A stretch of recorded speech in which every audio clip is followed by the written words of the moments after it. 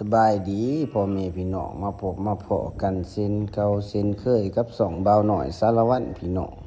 วันนี้ก็สิพาพี่พาน้องมาเลาะเบิงเขาหลังจากพายุเข้ามาพี่น้องเอ้ย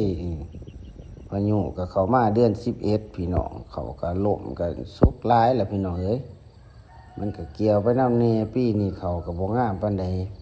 บ่ได้ใส่ปุ๋ยเฮาก็มาเลาะเบิงหน้าเจ็กโพดเนาะเพิ่นก็อยู่เถียงนี่แหละเพิ่นนอนหน้าประจำเพิ่นยังพยายามแหวหนูพี่น้องเอ้ย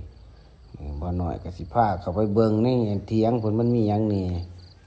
เถียงก็สิประมาณนี้พี่น้องเอ้ยเพิ่นก็บ่ได้คอยอยู่บ้านดอกเพิ่นมานอนผู้เดียวเพิ่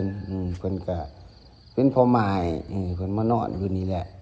เพิ่นก็ปลูกนั่นปลูกนี่กินยามเที่ยงก็ทีมงานขึ้นมาตะเกียวเขาก็สิมานั่งเล่นนั่งกินอยู่โฮมซ้ำซาเพิ่นอยู่ทางหลังเถียงเพิ่นถือว่าเพิ่นปลูกหลายอย่างพี่น้องเอ้ยบอกว่าจะเป็นใบกระเพาะกระเพราข่าขิงอิหยังมะกล้วยหน่อหมอกหน่อไม้มีครบก็พอได้แกงพี่น้องเอ้ยถือว่าวิถีชีวิตหรือว่าการเป็นการอยู่เพิ่นก็อยู่แบบบ้านๆหาอยู่หากินบางมื้อเพิ่นหาใส่แหวหนูหาปูหาปลาเพิ่นก็ขายพี่น้องเลาะขายน้ำบ้านนี่ก็พอได้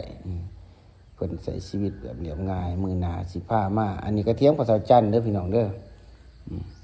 มื้อหน้าก็สิพามาเล่นหน้าเจ๊กพูนกับหน้าพ่อเฒ่าจันทร์เถียงพ่อเฒ่าจันทร์นี่ก็คนก็มักมาดีเพราะว่าเราเป็นคนสะอาดเรามักเมียนมักความเรียบร้อยว่าซั่นซะโอ้ง้อไว้แต่เช้า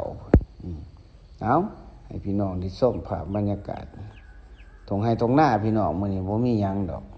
เอามีหยังก็ฝากไว้ฝากแชร์หน่อยเด้อ